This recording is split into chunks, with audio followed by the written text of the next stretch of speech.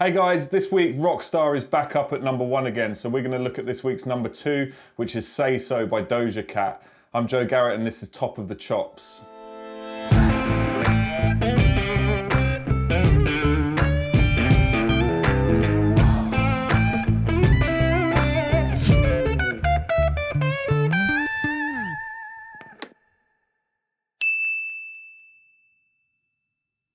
So this song has been up and amongst the top 10 for ages now, and I'm so glad it's up in this spot because I really want to show you this guitar part. It's really fun to play, and it's actually really difficult as well, so this is going to be one for the more advanced players. The song was co-written by David Sprecher, Lydia Azrat, and its producer Tyson Trax, aka Dr. Luke. Okay, so there's 3 separate bits I want to look at today. Mainly there's the guitar chords, which is a loop that runs throughout the whole song. And then I'm going to do a fingerstyle version of it, just so that I can add the vocal melody into that this time instead. So rather than putting and laying down the chords and then playing a scale version of the melody, or like a lead version of the melody, I'm going to try and incorporate it fingerstyle on top of the chords. Since I've got this Strat, I've really got into the fingerstyle stuff. It was the John Mayer version of Human Nature that he did at Michael Jackson's funeral that was the first thing I properly learned on this guitar, and just got obsessed with that kind of playing really. So I tried to do a similar thing for this song as well. So I'll show you that as well, and then I'm going to show you some improvising over the top. So you'll see at some point 3 close-ups of those shots, okay? So this first one, it starts in E-7 or the E-7 chord. So the key, I believe it's in E Dorian. You've got an E-7, you've got a D major 7, and you've got A major in there as well. Now there's one chord that's not kind of diatonic in the key, which is the B dominant 7 that comes in. But it's really nice, it's the last chord, so all we've got to do is change one note in our scale to kind of make that chord pop as we're improvising over it. So that's the reason I've done an improv video as well, just to kind of show you that chord in action and what you can do over the top of that. Okay, so the strumming pattern's really important. You've got, okay, so starts off with just kind of straight crotchets, and then you've got 16th notes going on as well, and that's where the strumming pattern's really kind of interesting. So you get, for the first chord, you've got down, down, down, and then kind of get into the groove of that 16th thing, but it depends what notes you want to hit, so it's... So kind of think of it as down, down, up, okay? But on the up, the final up, we're going to do a harmonic on the 12th fret of the G, the B and the E string, okay? That's really important. It just really kind of makes that groove pop as well. But yeah, that E-7, I'm doing it the A minor shape on the A string, okay? It's 7th fret, so... Okay, and then you've got another 16th rhythm, but this time it's on the A major chord, so I'm using the E shape. So I go down, up, down. Yeah, so kind of think of it as that. So yeah, quite an interesting rhythm that. Okay, and then it's exactly the same thing, but with 2 other chords. You've got D major 7. Oh, okay, so for the first cycle, it stays on the D major 7, and you just do that same chord strum. But this time, just don't do a harmonic, just do it on the muted strings. Okay, so yeah, it's that, okay, for those last chords. And then all you've got to do is replace that last D major 7 for a B7 at the end of the second cycle. So the second cycle goes...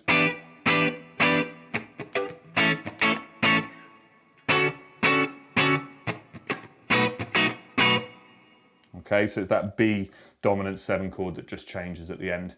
Now, I believe on the record there's a bit more kind of variation. Maybe the second time round, so you've got that whole phrase that I showed you there, and I think the second time they might do some added kind of muted notes, or I think even the B-7 might end like this. So you might add another upstroke on there, and then there's some other clicks on.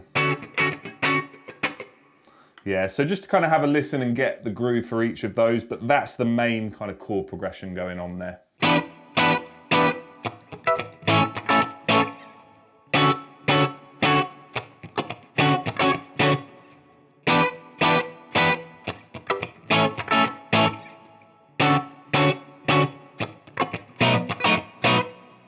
Okay, so the fingerstyle part. Now, obviously you want to put your pick down for this, but you're going to think of it in the exact same chords, okay? The only thing is I do different kind of shapes for certain chords just to make the fingerstyle easier.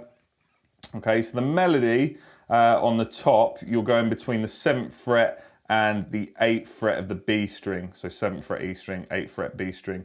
And you're going to still hold that E minor 7 chord on the 7th fret of the A string. I use my thumb for the bass note, but I'm going to use my middle finger and my index finger going between the E and the B string, okay? But what you want to do is pick the A string and the E string first, and then you're going to put your little finger down on 10 on the B string, and you're going to go between that 7 and 10. Okay, and that's your first chord, all right? So don't worry if you accidentally hit another part of the chord because you're holding the correct chord anyway, so that's just going to kind of give it more character if anything. So now the interesting thing with fingerstyle is you can kind of get away with doing it like that, but to make it really sound interesting and kind of fun and stand alone without any instruments behind it, you really want to kind of get some percussive elements in there as well. So I put the snare in on the 2 and the 4 as well, so I go. Okay, and the way I'm doing that is with my index finger just kind of strumming the strings as I go down, so. Okay, and I make sure it's back there for that B string again to pick up. Okay, and I put my bass note in between as well. So you're kind of doing 3 things at once. You're doing a melody, a bass line, and the strum as well on the making up for a snare, basically. So that's an interesting part where I go between that 8th fret on the B string and the 7th fret on the A string. It goes. Sorry, it'd be the 10th fret on the B string because that's being held down with a little finger, yeah. So.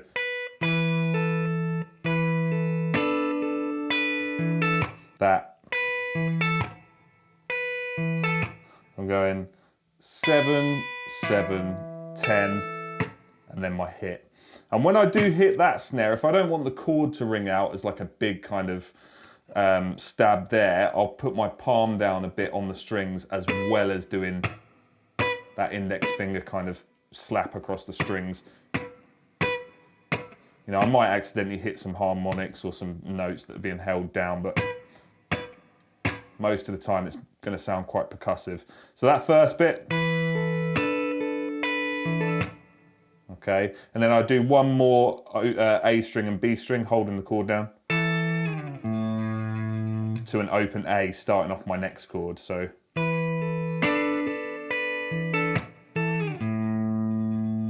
okay, and this time rather than holding the full chord, I'm just going to hold like that half bar chord from the 7th fret on the D string and make that A major triad there.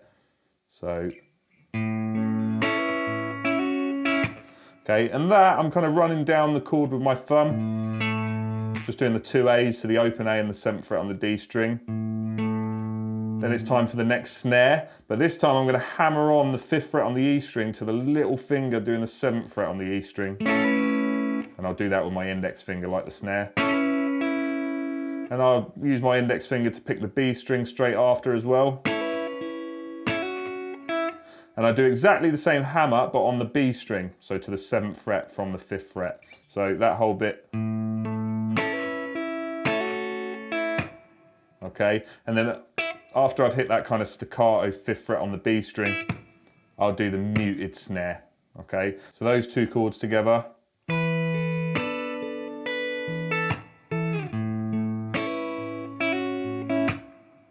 Okay, so you only want the 2 snares in there. I think when I was showing you it slowly, because I've not really played this slowly before, other than when I was working it out, I might have added in an extra snare. So just kind of think of it as that.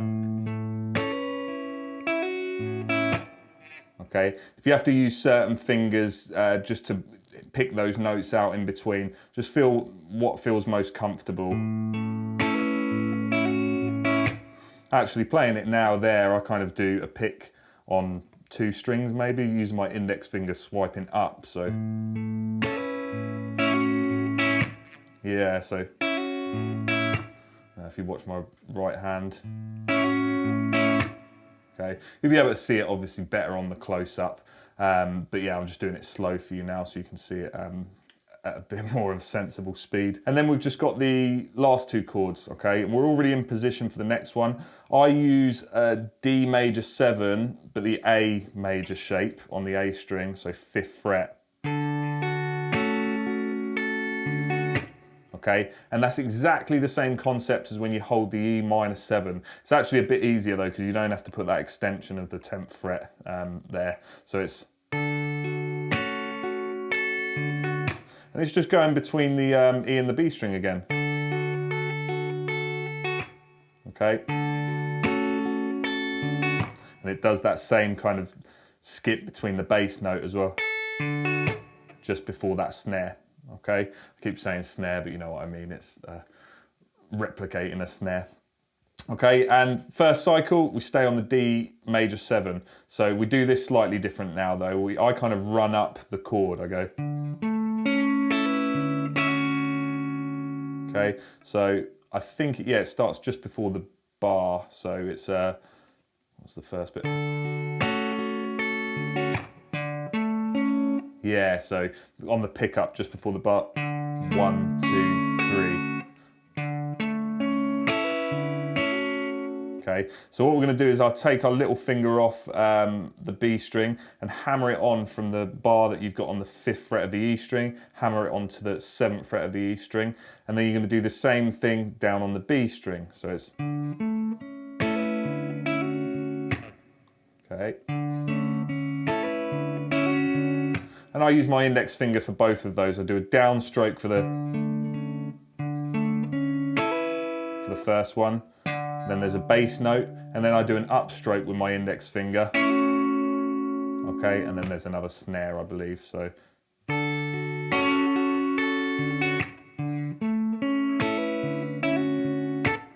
Yeah, another bass note as well just before the snare. So. Okay, so that's your first cycle. The only difference is obviously this B dominant 7 that comes in, okay? So I'll just show you that whole first pass before I show you how you're gonna add the B dominant 7 in. So.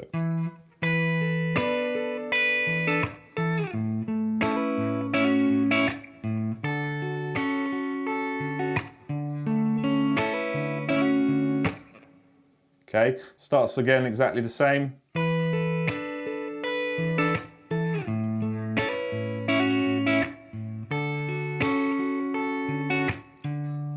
Okay, then we're going to jump to our B dominant 7, which is quite easy because you're just literally holding the chord as it is. It's all kind of right hand stuff now, which most of these chords have been, to be honest, but it's a nice kind of finish. So I do 2 bass notes. I do E string and A string, and then an index finger strum, downstroke, another bass note in between, and then an upstroke on maybe the B and the G string. And then a bass note again, and then a snare. So it's, sorry, bass note twice, strum, bass note, upstroke, bass note, snare. Okay, so obviously do that really slowly and then all together nice and quick. So, okay, so that whole second phrase.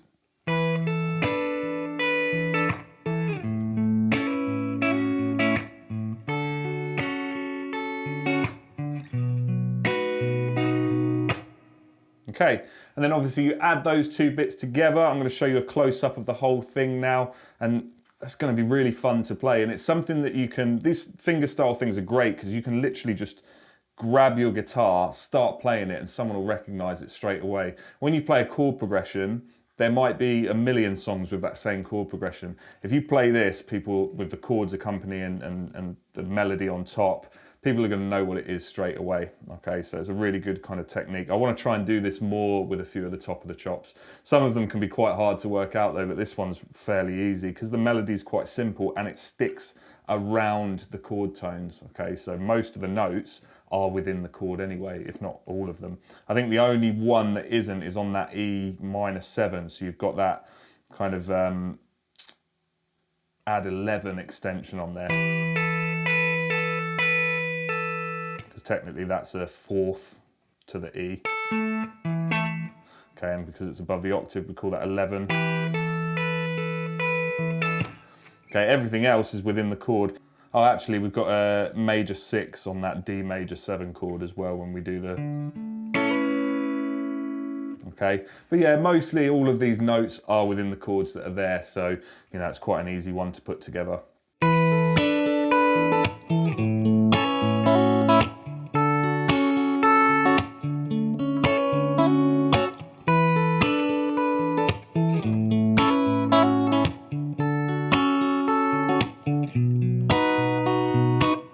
Okay, so finally, the improvisation. I'm going to run a loop of what I just played with the fingerstyle because it's kind of percussive anyway, so you get the kind of rhythm behind it as well. And then all I'm kind of doing is using my E Dorian, so I might be using shape 4 here, sort of.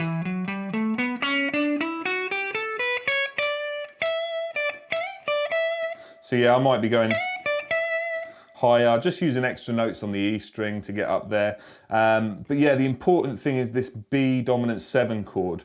So when that comes in, what we can think of is, you know, we're in this area anyway, or I am when I'm improvising this.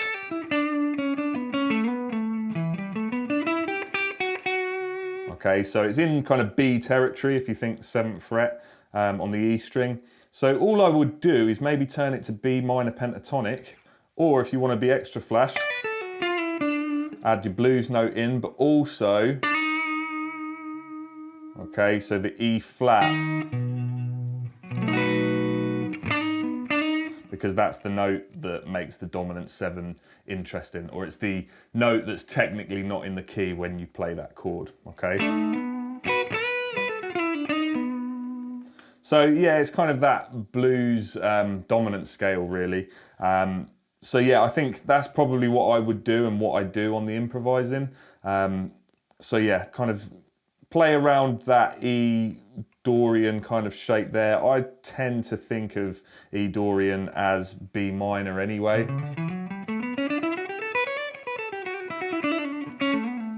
So, you know, it's going to be no difference really. You can kind of just stick back to the B pentatonic and then just add that major 3rd in there. Okay, and that's the only note you really need to change, but maybe add the blues note in for some extra colour as well. I think I do some legato just running between shapes, so I do some lot of... Okay, that sounded very Bohemian Rhapsody. That was the run I do, yeah, so it's like...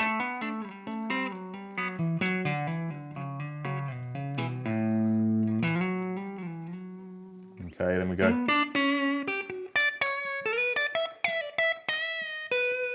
So yeah, using that major 3rd up there as well.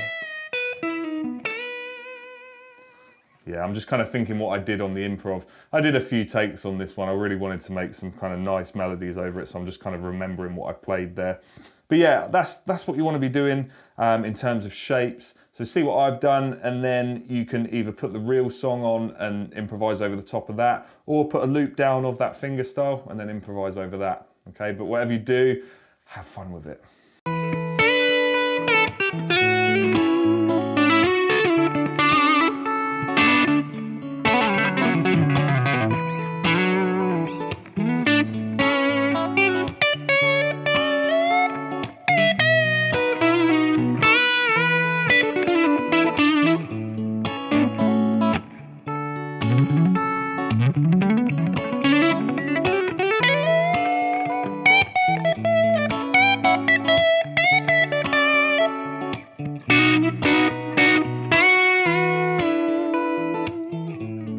Thanks so much for watching. Until next week, I'll see you then.